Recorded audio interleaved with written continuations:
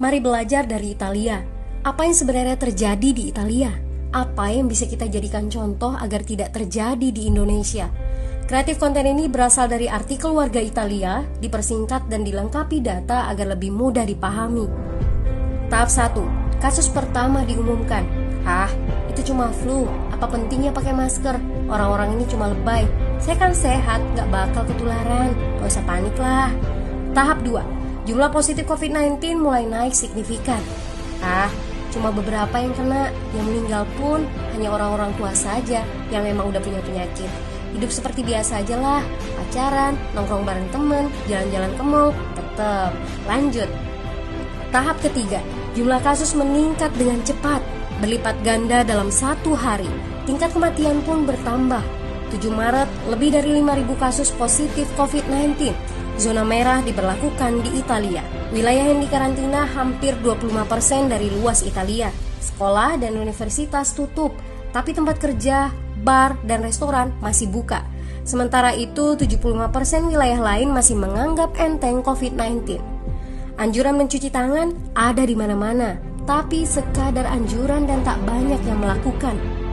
Tahap 4. Jumlah kasus meningkat pesat. Sekolah dan universitas ditutup selama sebulan. Darurat nasional pun diberlakukan.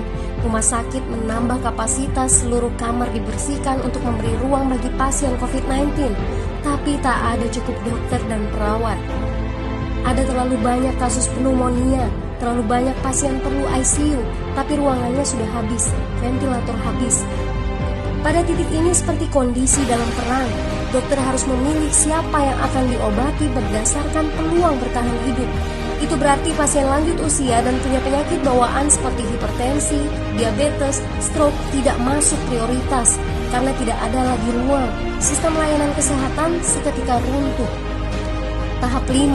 9 Maret mencapai lebih dari 9.000 kasus. Seluruh kota Italia lockdown. Orang-orang bisa pergi hanya untuk keperluan darurat dan dalam pengawasan ketat.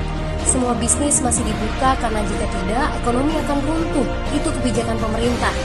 Mulai ada ketakutan, orang-orang mulai memakai masker dan sarung tangan.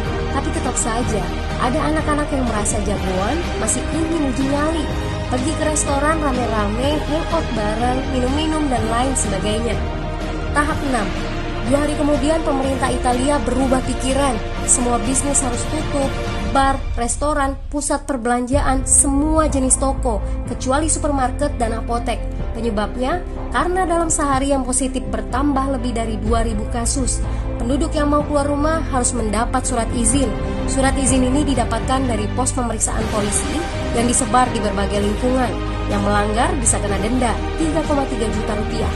Bagi pasien positif yang tidak mau mengkarantina diri, bakal dituntut dengan pasal pembunuhan, hukuman 1-12 tahun penjara. 21 Maret jumlah korban meninggal di Italia terus meningkat melampaui Cina. Sebagai gambaran, luas Italia itu kurang lebih 2 kali Pulau Jawa. Penduduknya lebih dari 60 juta jiwa. Lalu apa yang harus kita pelajari dari Italia? Yuk, mulai dari diri sendiri, mulai dari di rumah aja. Jaga kebersihan lalu isolasi diri dan keluarga. Tidak keluar rumah kecuali sangat penting. Ini saatnya memulai solidaritas. Yang mampu harus mulai membantu yang tidak mampu. Ini adalah bentuk usaha dan doa kita semua.